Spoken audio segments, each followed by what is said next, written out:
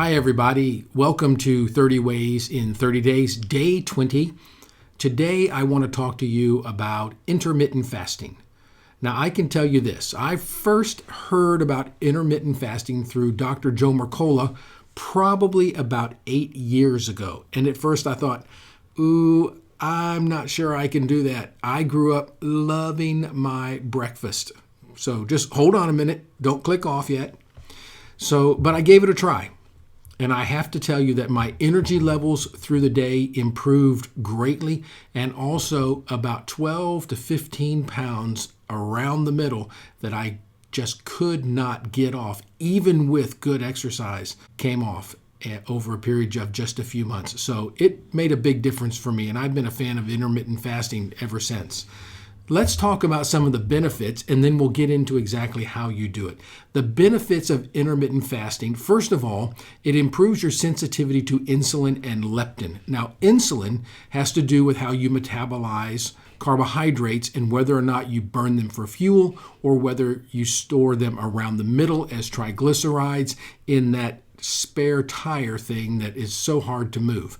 Leptin has to do your feeling of being satiated, that is satisfied when you eat.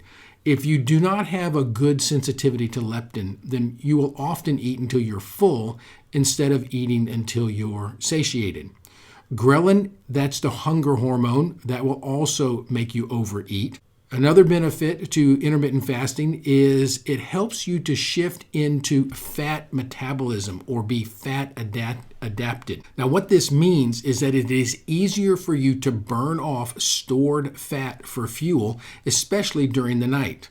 Some of the other benefits to intermittent fasting, it decreases your triglyceride level. That's your belly fat, a lot of it.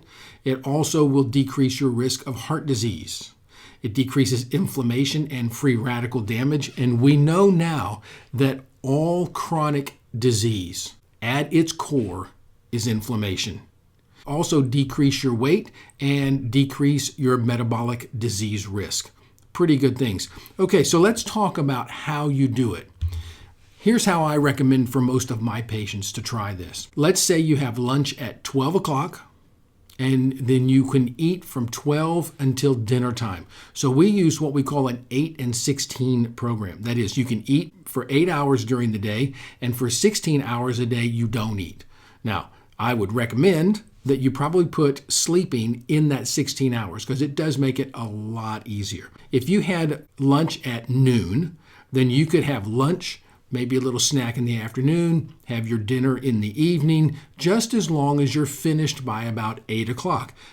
From 8 o'clock until noon the next day, you can take in liquids as long as they don't contain carbohydrates. So you could have some coffee, you could have some tea, something like that would be fine, but you do not want to eat anything, and you do not want to be putting things in your drinks that have carbs in them. So no sugar. Okay, if you want to use some coconut milk, something like that, that would be fine. Sometimes people have a little bit of problem making it through the morning in the beginning.